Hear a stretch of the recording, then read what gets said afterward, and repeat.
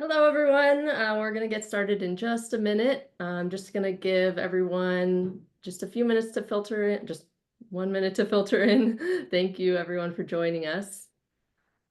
And if you'd like to, go ahead and share where you're tuning in from in the chat box. Or even if you want to share any interesting holiday plans, we'd love to know too. Welcome, everyone. So glad you're here. Wonderful to see so many of you joining us today.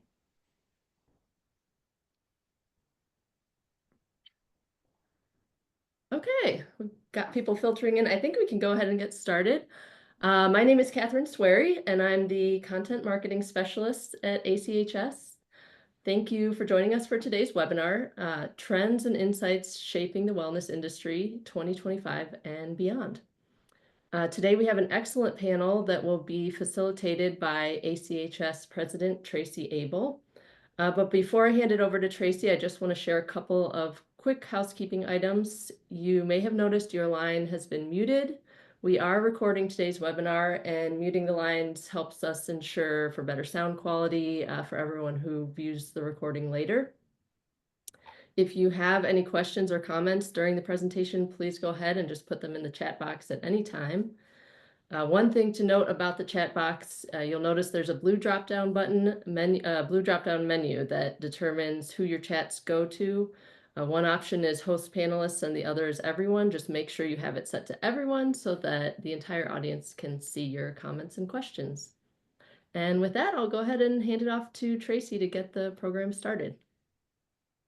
Well, thank you so much, Catherine. And again, welcome to everyone. Looks like we've got attendees from across the country, which is wonderful. I'm really excited for our discussion today, looking at trends and insights that are shaping the wellness industry. We know that there has been tremendous growth across the wellness industry in the last 5 years, 10 years, in the last few months even. So we're excited to hear insights from our wonderful panelists today. We're going to be talking about the areas of mental health and coaching, wellness coaching, and trends and sustainability factors that are influencing the botanical industry. We know that that has an impact across natural products, dietary supplements. It impacts wellness professionals and practitioners. It really impacts the wellness industry as a whole. At ACHS, our mission is to lead the advancement of integrative health and wellness education through experiential online learning and sustainable practices. And today, our panelists are from organizations that share this mission and our values and are working to promote community and global wellness in a number of different ways. I want to take a moment and briefly introduce our panelists. And they'll also have an opportunity to share more about their background and experience. I'll start with Dr. Jerry Walker, who's joining us today from Timely Care. Dr. Walker is a licensed clinical psychologist and board certified in counseling psychology, and he is the executive director of mental health services for Timely Care. Timely Care, if you're a student, you know what that is, but it is a health and wellness service that we provide to our students. And it integrates medical healthcare with mental health and wellness, self-care, and health coaching. And as we looked to adopt services to support our students, we chose Timely Care because they have an emphasis on wellness. And they were one of the only, if not the only, program that offered health coaching, which is an area that we provide training for. So I'm really excited Dr. Walker is here to share more about the trends that Timely Care is seeing. Dr. Walker has experience leading psychological services and a peer support program within a hospital system in the Midwest. And he also has many years of experience, combined active duty and contract service with the U.S. Air Force. And he has managed diverse programs in mental health, substance abuse treatment, suicide prevention, disaster behavioral health. And ACHS has a large military community. About 20% of our students are service members, veterans, or military dependents. So I really appreciated some of the conversations Dr. Walker and I had in preparation for this panel, and I know he'll have a lot to share. Next is Sarah Hassler, and Sarah is the Director of Botanical Affairs for Herb Farm, which is based right here in Oregon. Sarah is a registered dietitian and has expertise in traditional Western herbalism, nutrition, plant medicine education, and her work has also been informed by global herbal traditions, Ayurveda, traditional Chinese medicine, and other practices. Here at ACHS, we teach primarily Western herbalism, but we do take a global approach to understanding traditional practices across our programs. She is passionate about integrating sustainability, evidence-based practices, and traditional knowledge to promote wellness, and her work at Herb Farm. And finally, I want to introduce Nate Brennan.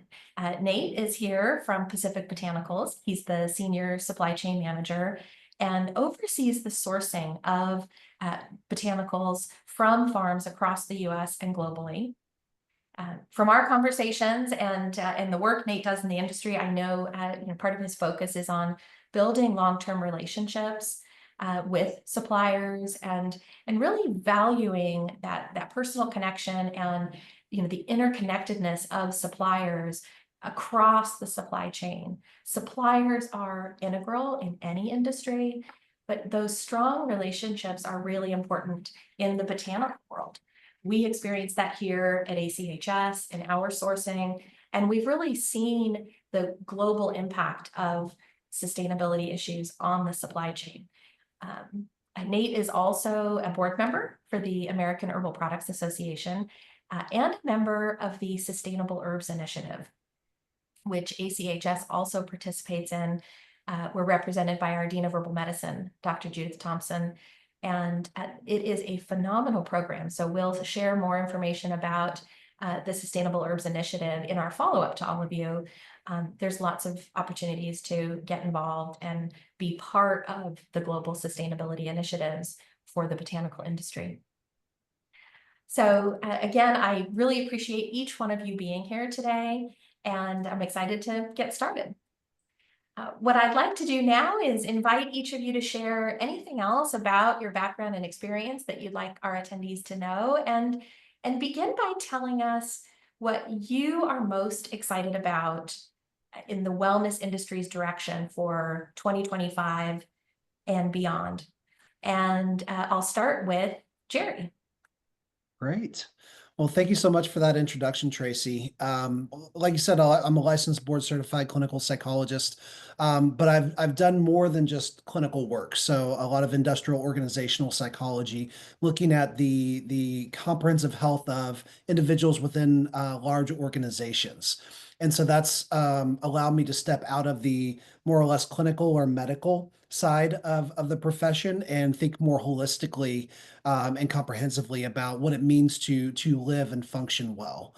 And one of the trends that I'm really excited about going into 2025 is that in all aspects of healthcare, we are increasingly looking towards this more comprehensive and holistic concept of health. And what that means is that we're not just constrained to treating illness or dysfunction anymore. We're actually looking at how can we take people from where they are now and get them to a point of self-actualization. So there's a lot more energy and excitement around helping people not just live, but thrive. And we see this in the healthcare disciplines with the entrance of value-based care, where compensation is less tied to individual services and more about how well and how healthy people become as a result of medical treatment. But we're seeing this focus in a lot of other organizations as well, where there's recognition that if people are happy, they're healthy, their basic needs are cared for, they're getting good sleep, they're managing stress well, they're going to be able to perform better, whether that's academically or in their occupation, or even just in other areas of their life as well. And so I'm excited that we're starting to embrace the whole person concept more and explore health behaviors specifically, not just dysfunction or disease. Well, I'm excited to hear you say that and that you're seeing that on a larger scale. That is exactly ACHS's philosophy in terms of our educational programs and our training for wellness professionals. And I think I mentioned this to you already in one of our conversations, but I had the opportunity earlier this month to attend a symposium with the NIH in Washington, D.C., the National Center for Complementary and Integrative Health. It was the 25th anniversary of the Whole Person Health Initiative. And there were some really wonderful presentations on the whole person impact of wellness, and really focusing on all aspects of life, having what they called a transdisciplinary approach to wellness, where practitioners across the spectrum are, working together. So it's not just a matter of an individual seeing different practitioners. Those practitioners are actually working together as a team. It has economic impact, and it really impacts the overall wellness of communities. We see that at Timely Care, this spectrum of care that really provides access to services where the person is at. Do they need kind of more acute medical support, or are they at a place of self-care journey, promoting wellness, amplifying their wellness? So that's wonderful to hear. Yeah, absolutely. And just to piggyback off that, when we think about well-being, in my wheelhouse, we talk about psychological well-being, but it's comprised of many different facets that are not necessarily mental health specific in nature. So thinking about paradigms of physical health, mental and emotional health, social health, and even spiritual health, this requires a transdisciplinary approach. It wouldn't function just through one discipline or one individual treatment. And so some of the best teams I've been on have been with people from other disciplines. So nurses, physical therapists. I even worked with a chaplain for several years, and it was amazing how there's this synergistic complementary energy from working with people who approached individuals' wellness issues from these diverse perspectives. I think it's really important. Thank you. Well, Sarah, love to hear from you next. Of course, thank you very much for allowing me to take part in this. I'm very excited to do so. And of course, as you said, I'm a registered dietitian. I started out as an herbalist and then went and studied my RD, and I'm kind of back in my herbalist chair. But listening to what Dr. Jerry said, it's pretty interesting because what's exciting me about the supplement industry right now feeds into that. So one of the things that's always frustrated me is siloing, especially as a dietitian. Nutrition is so foundational, and so frequently it comes into the picture when it's too late, quite frankly. We're picking up the pieces. And having good nutrition and having access to the ability to have good meals is something that is part of wellness, and it's part of community. And it's quite frankly, it's part of sustainability, because as vegetables, fruits, healthy foods get more expensive, that's going to impact our communities. So that's something that is very near and dear to my heart. Health equity is a huge driver for me. And hearing a practitioner talk about looking at the whole person really makes me feel excited, because I think that is something that we kind of have gone away from and are kind of getting back to. And again, within traditions, we know that sort of was already there. And so it's kind of funny to see we're coming for full circle, we're coming around. And to go back to the original question about what's exciting me the most about this is that, with some good reason, I think botanical medicine has been sort of by the wayside, because when people want evidence, they are looking for clinical trials. They're not looking for tradition, even though I think tradition is a rich source of information and should not be dismissed. I do understand a lot of mainstream physicians, nurses, they're a little skeptical. So one of the things that is exciting me is that I'm seeing more and more availability for off-the-shelf clinical trials that are more affordable. And so more and more companies are actually doing the research that will get the attention. So it's ironic, because a lot of times it's a trial that people that have used these things are going, well, yeah, we know that. But the data, having the data allows you to take it to someone and say, hey, can you use this? Little side note, it used to drive me crazy as a dietitian. Doctors were much more likely to prescribe Zofran than to just say, how about having a cup of ginger tea? And it was so funny to me because there's nothing wrong with Zofran. It's a wonderful drug. If you need it, I'm so glad it's available. But it's a little silly to jump to that when we could be doing these very, very simple things that are very cost effective and effective.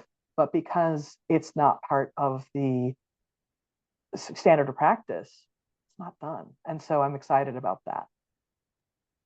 Oh, well, I am excited about that as well. And I'm glad you mentioned that, the research component. As you may know, ACHS has a Doctor of Science in Integrative Health program. The program is new in the past year, and we have our students who are just starting to enter their dissertation phase. And many of them are very interested in the clinical research and partnering with healthcare organizations to do just that.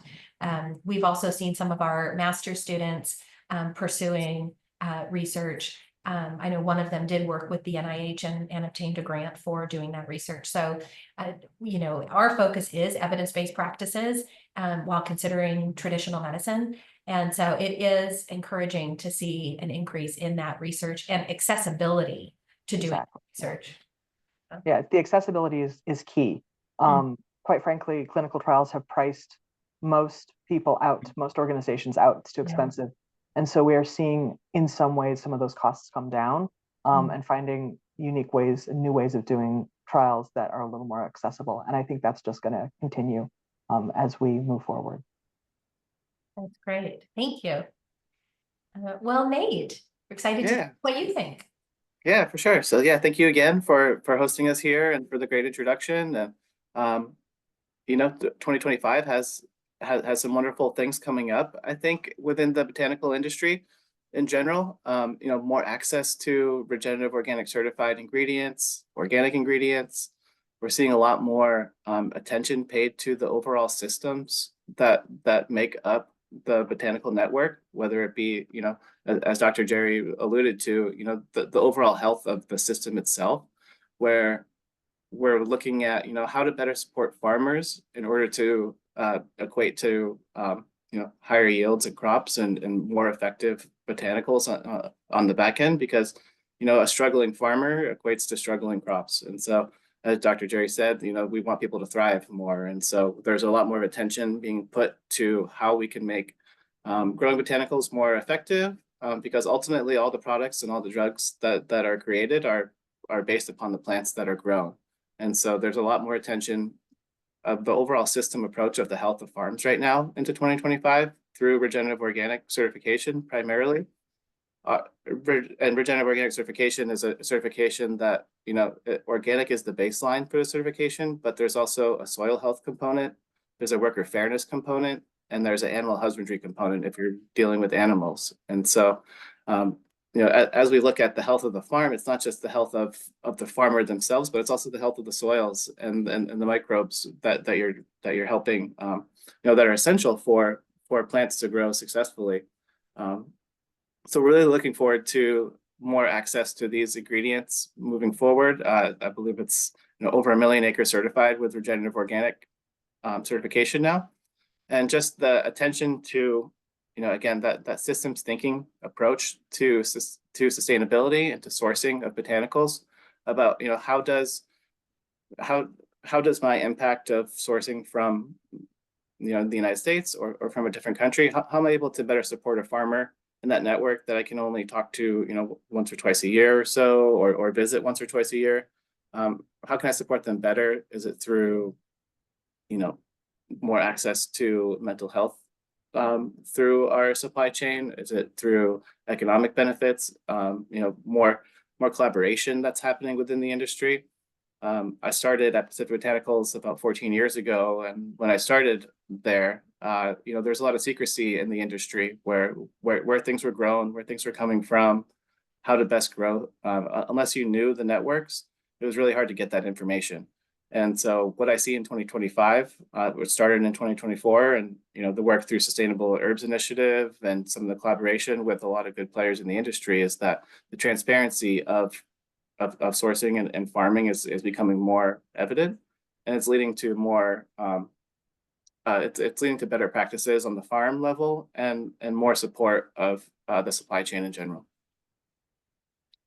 Absolutely. When ACHS was founded in 1978 by our founding president, Doreen Peterson, that's building those supplier relationships was really critical to what we do now. And she traveled the world meeting with suppliers, really understanding their practices, helping to educate them, helping to create new markets.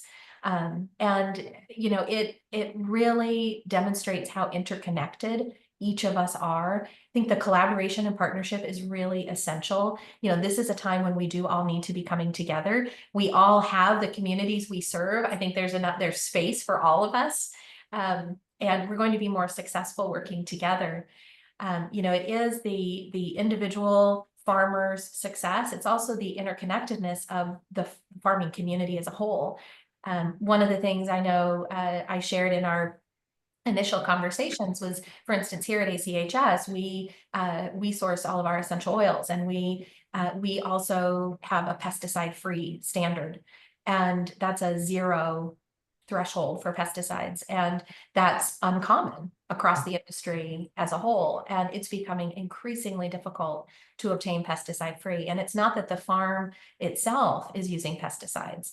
It's a neighboring farm, it's drift, it's a variety of factors. So as much as we can all collectively educate each other and develop sustainable practices that support the success of farmers, and their economic success, it will be better for the industry as a whole. So I'm really glad we're all here collaborating. Yeah. I mean, to that, like you mentioned, as testing is getting better and we're able to find more things in the industry, we're finding a lot more hits on pesticide drift, which again it equates to not necessarily the farm putting anything on their crops at all, but it could be a farm in a country or across from them, or it could be your neighbor down the road that's spraying it, and that we're seeing these crops getting affected because the testing is getting is getting a lot better at finding these. Where previously it wasn't registering, we could actually find out 0.0001 pesticide now on crops, and it's leading to more challenges. And I think it's an opportunity for education, as you mentioned, because it's not necessarily the farmer that's doing anything wrong at that point. And for us to be able to identify, the source of where it's coming from and mitigation techniques is super important, because, it's really easy to put the blame onto the farmer at that point. But it's really important for our whole industry in general that we support the farmer as much as possible, because again, all of our products are based upon those agricultural crops. And so as we see a trend of farmers, aging out of the system, it's exciting to see an attention of the whole health of the farm. It's being driven primarily from a younger generation, which I think is it's going to equate to more people that are going to be interested about where their food and medicine's coming from, and lead to more people farming. Yeah, and also it's challenging for young farmers, right? If you know anything about, especially in the United States, it's extremely hard to be a young farmer. And one of the things that kind of like really stops me is how devastating it can be for a small farmer who's worked really hard on this crop and they haven't done anything wrong, and they're left with material that cannot meet organic standards through no fault of their own. And so that's something that it just about keeps me up at night, because it's hard. If you've got someone who's growing a niche botanical, or maybe doesn't have a lot of extra bandwidth, and suddenly they have a crop that they have to sell for less money, and that's really challenging. So there are definitely some challenges there, that I think that is a little bit off topic, but I think that as testing gets better and as people focus on it more, those very low trace amounts are going to become more and more of an issue that we're going to have to decide. Do we still have a 0 standard, or do we come up with, tolerance for very small amounts? And I don't have an answer for that, but it's definitely something we're going to consider. Well, I'm encouraged by the number of students and graduates I see that are going into that arena. In March, we have a virtual sustainability expo that has a series of speakers, and one of them is our graduate who has formed a nonprofit called Michigan Protects. and it's a conservation and seed project in Michigan. And it's also working to educate on sustainability initiatives in Michigan and beyond. So I think more and more of those initiatives are emerging and really gaining traction. I mean, just like the Sustainable Herbs Initiative, the work of the American Botanical Council, a number of others. Again, we're all in this together. So as many resources we can put to that and as many people we can educate is going to make an impact. Dr. Walker, I'd like to come back to you and talk a little bit more about timely care and specifically some of the trends in, mental health and coaching, and because that is a core area that ACHS graduates will work in. So how are telehealth and digital coaching making mental health care more accessible and inclusive? Yeah, great question, Tracy.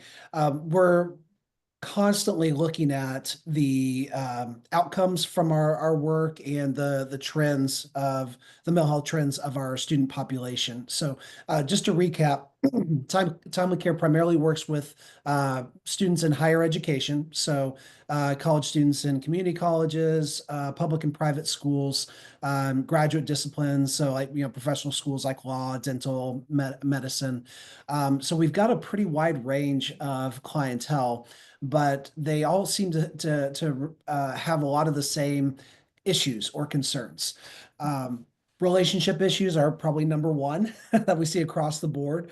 And then there's a, a certain seasonality of anxiety and depression. So, more anxious, more depressed as we start the semester and as we get closer to finals, and then, it kind of drops off. That's understandable trends that we see. But overall, the overall stress level for students has been steadily rising year over year. And it's hard to equate that to anything specific, but I'm very cognizant of the larger issues going on in our socio-political structure and things that specifically affect students, like the rising costs of school, of inflation, rising cost of living, and things like that, for a group that is very financially vulnerable. And so, I think we have to kind of look at all these different aspects that can contribute to health. And finances is certainly a big one for this population. And just like Nate and Sarah were talking about, for farmers too, and people who work in those kinds of trades that are very energy intensive and low margin. Those are populations that can be at risk for negative mental health outcomes. And then you can complicate that even further by creating real or artificial barriers in terms of accessing healthcare. And so for some of these vulnerable college populations, telemedicine provides an avenue of connection for them that they may not previously have had available to them before. And the same thing, and I'm in Nebraska right now. I live in an urban population center, but we serve tons of people in rural areas. And for them, telemedicine is a lifeline because they can't afford to take a whole day to drive all the way to, across the state to Lincoln or Omaha for one medical visit and then drive all the way back. Like I said, I mean, that would take a whole day for them for just one appointment. Whereas now we can meet with them on their schedule and on their terms. And that's one of the things I really love about timely care is that we have that flexibility built into the platform to where we can meet college students where they're at. And whether they're traveling internationally, we can work with international students. We work with students who are studying abroad, students who are going home for the holidays or for the summer. We can maintain continuity of care just because they're not on campus, they still have access to our services. And more than 50% of our provider visits happen after, like, outside of normal business hours. So we're talking nights and weekends and things like that. One of the cool trends we've also seen too is that providing telehealth or telemedicine services also greatly increases the accessibility of care for minority individuals. So we actually published a paper, a peer-reviewed research paper on this last year. where we looked at what are our trends, our demographics of people who are engaging with timely care, and compared that to those who seek more or less traditional mental health treatment and their on-campus services. And very significantly, individuals of the who identify as BIPOC access telehealth services at more than twice the rate. And so it provides a more welcoming and comfortable avenue by which they can do that. But there's also increased flexibility in terms of matching up individuals with somebody who maybe has a similar background than with them, and who maybe can better understand some of the unique challenges that they have been going through, compared to if they were to only have available to them a majority demographic type of mental health provider. So I think there's a lot of great benefits to it if it's done really well. But I think we also have to consider not just who and how, but what kind of services are being provided to folks. And I know Sarah mentioned this earlier about the importance of having an evidence basis for the interventions or the treatments that we recommend. That's something that's very important to us too. And so while we rely heavily on the research as something to help inform what we're doing with students and make sure that we are providing evidence-based treatments, we're also tracking that over time. And so we have some kind of measure that we use to capture what is the impact of the interventions or the treatments that we're providing to our students. And that's across the board. That's whether they are engaging with our peer community and getting support from other college students just like them, or whether they're doing our self-care journey, so accessing and applying some of our digital content, or meeting with a physician, meeting with a mental health provider like myself, meeting with a health coach. We're tracking where they started and where they ended up, so that way we can see if there is any kind of tangible, objective improvement. And that's really the core basis for evidence-based practice. It's not only what we choose to do, but how we are monitoring and tracking those outcomes. So that in a sense becomes the application of the scientific method to our practice. So it allows actually even more flexibility for innovation. So if there isn't already an established like formal research case for certain kinds of health practices or health behaviors, as long as we're transparent with the individuals with whom we're working, that this is considered quote unquote experimental, but we're going to operationalize and track the impact of these interventions, we're still applying evidence-based practice.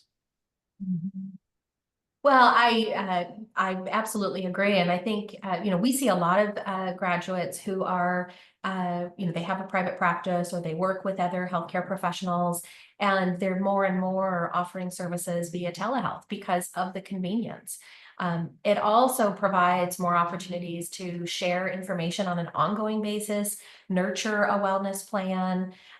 It provides more touch points for accountability with that plan. We know that wellness protocols are not always a quick fix. I mean, we talk about wellness as a lifestyle, wellness as a daily habit.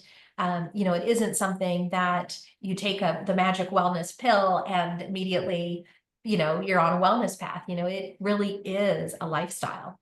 And so I think that the telehealth component, as well as other kinds of, all the wellness apps that are emerging, biometric devices, it's all providing, when done well, opportunities to measure success so that the client also experiences those achievements, and also provide for some accountability and support along the way. It was interesting at the NIH symposium, one of the presenters was actually from Kaiser Permanente, and she was a researcher, and she had reached out to a number of clinicians about wellness protocols, a whole person health approach, and was asking practitioners to share, what their suggestions are. And I took a picture of one of them because one of the practitioners responded back with a, kind of a mini prescription and said, well, here's one path. And it included things like, taking a warm shower, using acupuncture, massage, meditation, and mental health services, possibly physical therapy, and outlined a couple of others. And it said, this takes a lot of time for the client and for the practitioner. And then at the bottom it said, or take a Vicodin. And, it was just interesting to see that, sometimes individuals and practitioners feel like they have to make a choice. It's this or that. And, providing more of a wellness approach as a daily habit, that transdisciplinary approach, and I think being able to provide accessibility through things like telehealth are really impactful for the success of community health. So it's great to know that is an approach that Timely Care has adopted as well, and is a trend that you're continuing to see. Yeah, I totally agree with you, Tracy. There's the medication approach is often an easy button, and Mhm. and there's two In the main short term. challenges. Yeah, there's two main challenges with that. On the medical side, I hate to say it, but just because of the way that medicine is constrained right now, with reimbursement and things like that, physicians get less and less time to actually spend with their clientele. Right. And that was something that, in our timely care model, right now we don't deal with insurance companies. We deal directly with the universities, and that gives us a lot more flexibility to, I think, spend the time that we need to do what's right with individuals, and to try to educate them and properly motivate them to make those decisions that are more long term. We don't absolutely, we want to fix the problem that's right in front of you now, but we also want it to have staying power. And in order to do that, we need to talk about what lifestyle change looks like, whether that's in terms of eating behaviors, or sleep hygiene. I do a lot of sleep hygiene talk, Mhm. folks, and say, yes, it may be easier on you to just take 5 milligrams of melatonin every night. But guess what? That's not a great long-term strategy. And there's lots of reasons why for that. But we can work together, and it may take a bit more time, and it's going to take practice and personal accountability to sustain this new behavioral pattern. But in the end, you're not going to be reliant on medication, and you're going to be able to obtain the same outcomes that has a lot more staying power. But getting the individual on board with that too is the other part of this challenge. Yeah. So I think there's a lot of onus on us as the medical providers, the people who work directly with consumers, to educate them about setting realistic expectations, but also why, out of these two options, which one may be better in terms of the long-term benefits. Mhm. Yeah, absolutely. I'd like to chime in just a little bit. Hearing you talk about that, all I can think of is that, as you said, it takes time and it takes commitment. And I feel very strongly that the sustainability side of that is that's why sustainability isn't just about healthy soil and organics. It's about making sure that the individual who is doing this work also is a sustained, because again, you have to have the time, you have to have the income, and you have to have a stress level that allows you to engage in those behaviors. It's very hard to make those healthy choices if you are pressed constantly financially, time wise. So it is all related. And I think that's Yeah. something that we need to recognize as healthcare providers, is that we're asking people to make these changes. And at the same time, we need to make sure that we're building a society where people have the space, the time, and the money to make these extremely important changes. Because I do feel that sometimes people can get overwhelmed. Because again, with nutrition, talk about you need to do change. People can get so overwhelmed that they shut down. And the Vicodin's right there. It's very easy. And so, well, the work you're doing is amazing and it needs to be done. But we also need to look at it at a global perspective. How do we support people and help them make those changes? You can lead a horse to water, can't make them drink. But if Right. you make that drinking pond very appealing, and let them make that choice, it becomes a much more fruitful partnership. Absolutely. Yes. And we know that it's a spectrum. I mean, we're not every day always going to make the right choice, but, it doesn't have to be an all or nothing experience. Well, Nate, I'll ask you, as we're kind of bridging this physical health with the, supply chain component, how is regenerative agriculture shaping sustainability in the wellness industry, and, kind of the work that you're doing in your role? Yeah, certainly. So yeah, again, the three pillars of regenerative organic certification do include the worker health component as well as the soil health component, which I think are integral to providing really healthy crops to practitioners in order to make finished products with. I think of regenerative farming as kind of forgetting the last 70 years of farming, pretty much. We for millennia we have farmed without petrochemicals, and we did just fine. We created petrochemicals and we found these efficiencies.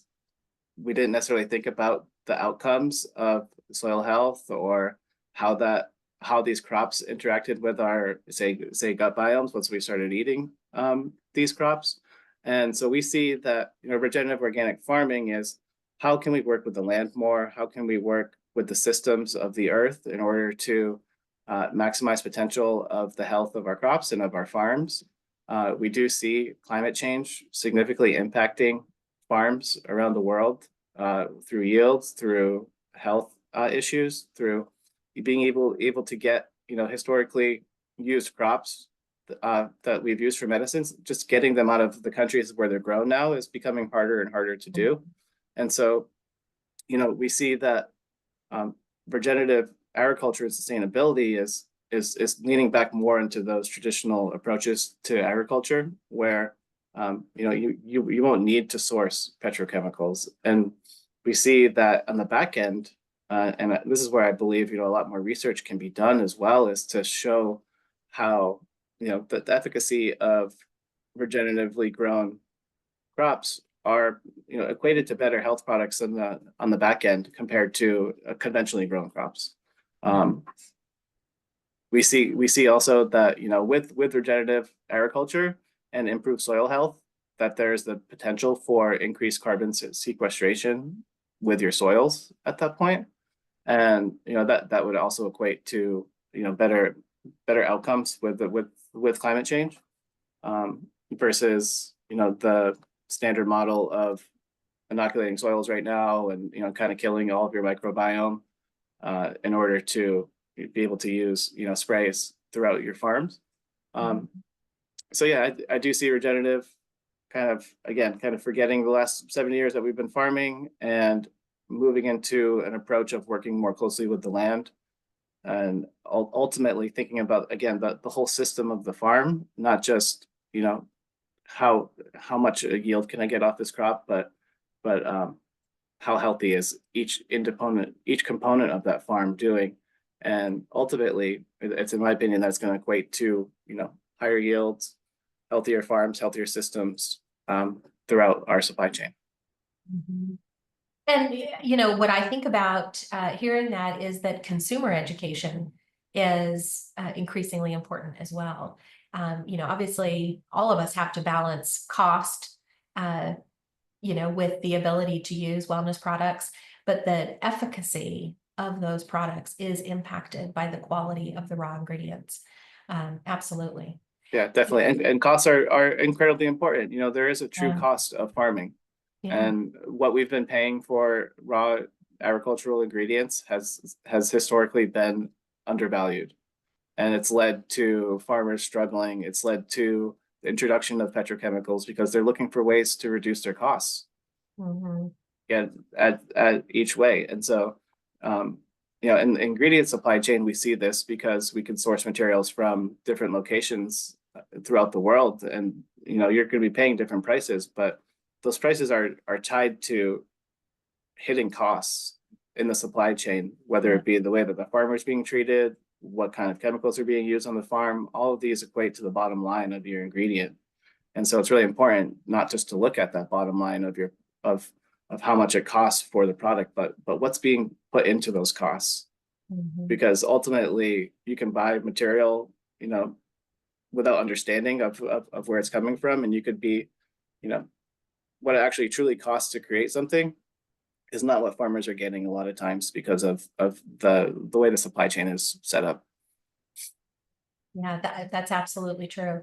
There's a question from one of our students, Tamika Pringle. I hope I said your name correctly, Tamika. She is a student in our Diploma in Herbal Studies program, and shares that her grandfather was a farmer, and she's looking to start her farm in the spring. And I don't know if you have suggestions for this, but how could a farmer that's not using pesticides protect their crop from things like drift? Are there things they can do? Sure. There's definitely a few things to consider. One would be, before you select your land, if you're able to find a piece of land, make sure you know the historical usage of that land and of the surrounding land itself. We've material just our land needs 3 years to become certified organic, but there's a lot of forever chemicals in our soils that if you're not testing for them and you're not finding them, they could still be there for sure. So one, make sure that you know the historic usage of the land and of the surrounding area. And then two, there's natural buffers that you can help also employ on your farm. So also selecting the piece of land to make sure that, whether it be natural buffers of hills and mountains, protecting your farm itself, or having buffers of non-farming access. So whether it be trees, whether it be bushes, whether it be native corridors, to help kind of buffer if there's a drift, it's getting caught in those areas before it hits your farm. There may be some more resources that we can share with you as well, and some organizations that share a lot of educational resources on some of these topics. So we'll definitely connect further. And then our Dean of Herbal Medicine, Dr. Judith Thompson, who's with us, made a comment around how important access to botanicals is in communities outside of urban centers where they may not have access to medical facilities. This is from many years ago, but it has always stuck in my mind. I remember one of our students who was an active duty deployed service member. She was in Afghanistan. She was in an herbal medicine program, and she actually sent us pictures of her making herbal preparations over a Bunsen burner at her camp, and trying, and sharing. They had some traditional medicine there, but also wanting to share with the people around her herbal medicine, and as many tools and resources that she could leave them with, her fellow service members and the community. That just always sticks in my mind. So providing people with education around how they can use the natural resources around them for wellness, I think is also really important. So Sarah, I'll ask you, what do you think are practical ways that wellness professionals can really engage with sustainable practices, and what can they do to educate their clients as well? Sure. Some of them are really simple. So as a nutritionist, I frequently would teach people how to make simple broths. Like, okay, you're chopping up carrots, throw the tops in a bag, keep that in your onion skins and stuff. You can make homemade broth. I spent a lot of time kind of reteaching skills that have been lost in terms of cooking. I think cooking skills have really, people don't learn how to cook anymore. And so simple things like dried beans, great source of nutrition, extremely affordable. If you don't know how to cook them, if you don't know how to use a produce, let alone grow it, it can be very difficult. And so sometimes it's figuring out where your client is or your patient is, and meeting them there, and really getting to know what their life is like and where they can incorporate better practices. That's huge. And I don't think I have to tell any good practitioner that that's important, but sometimes there are skills that you cannot take for granted, and that's not talking. It doesn't mean talking down to your patient. It just is a recognition that if you have a single mom who's extremely busy and has a really tiny kitchen, she's not going to be sitting there with a food processor making her own flour. It's not happening.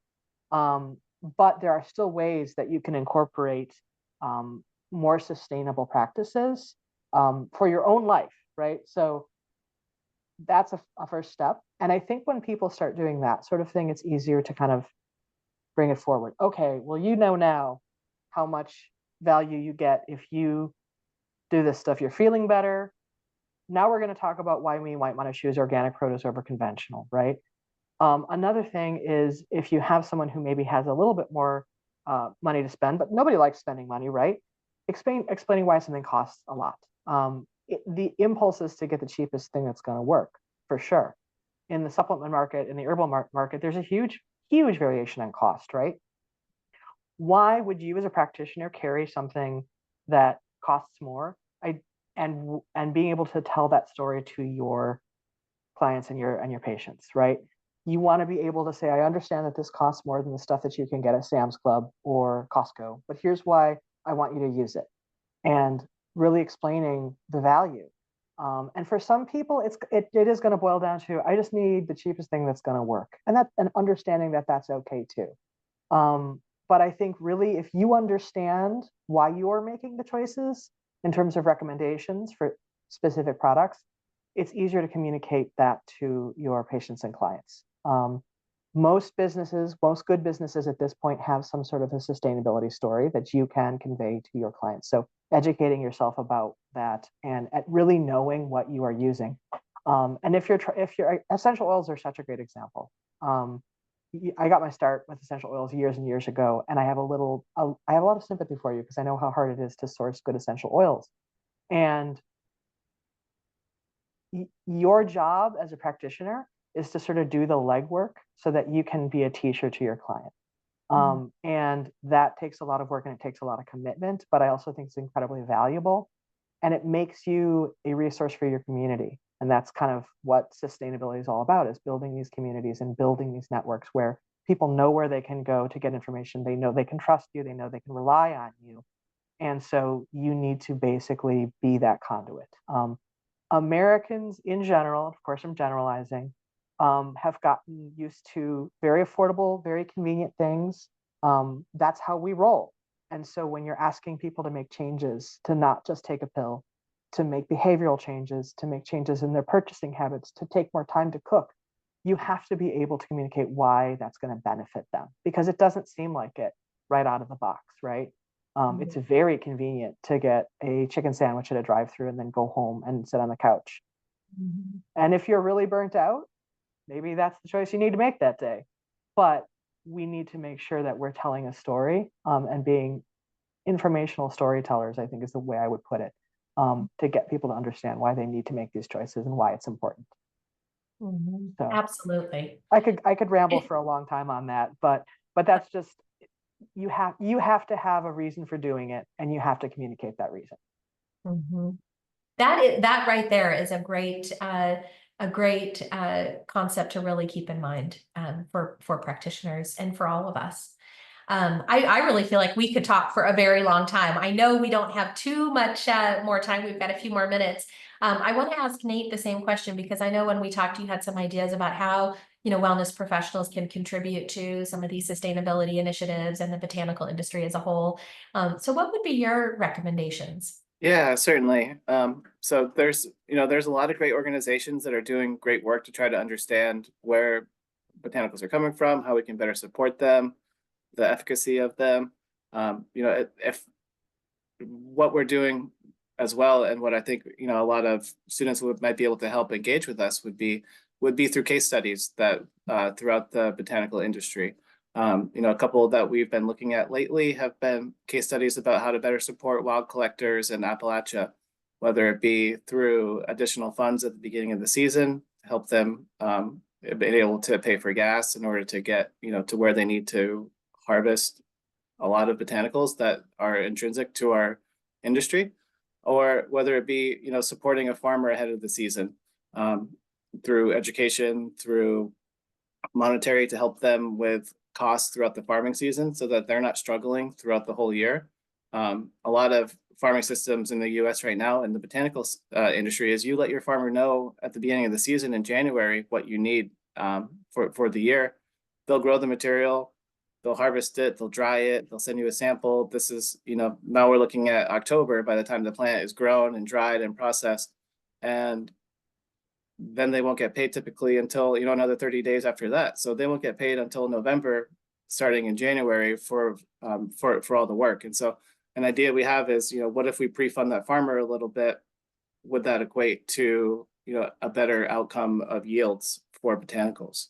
There's also a lot of case studies right now being done, and I think more needs to be done on access to historically used botanicals that might be more challenging right now. Take rhodiola, for example. It's now listed under CITES, which means it's a endangered species that is more regulated for trade.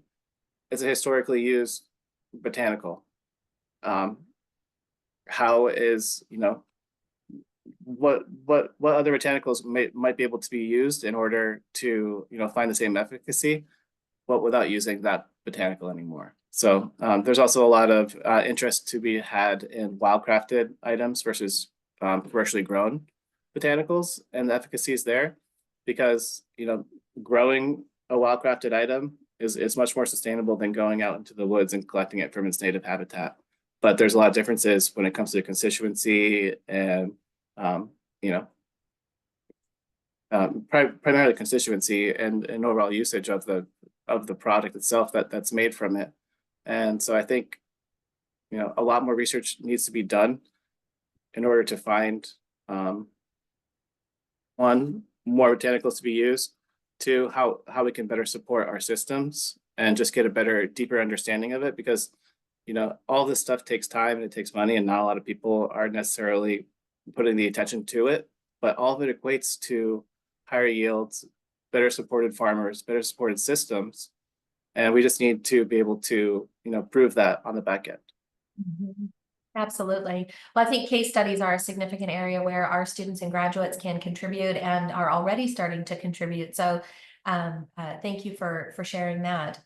And Jerry, I'd love to give you an opportunity to share any final insights. I know we had a few other questions we were thinking about talking about. So I'll open it up to you for any final insights you'd like to share on opportunities for wellness professionals in the next year and beyond.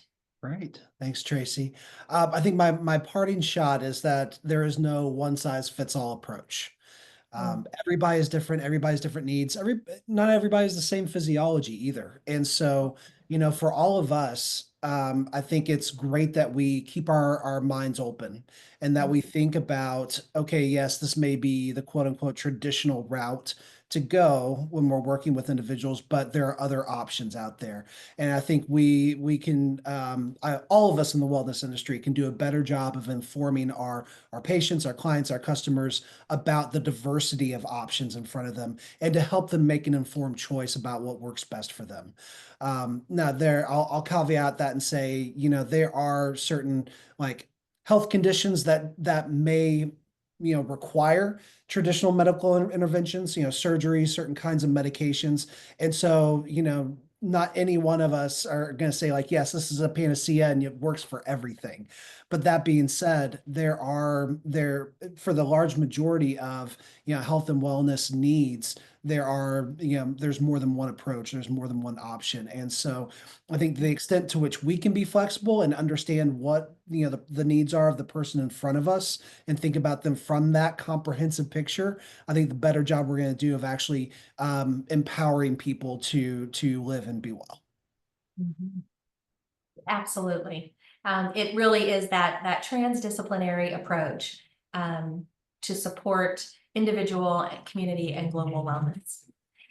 Well, I want to thank each of you for being here today and sharing your insights. Thank you to all of our attendees. We will be publishing a white paper in the next few weeks that includes insights and trends that have been shared by our panelists here today, as well as insights from our employer summit that we held earlier this fall and the industry organizations we partner with. So you can look for that for additional insights.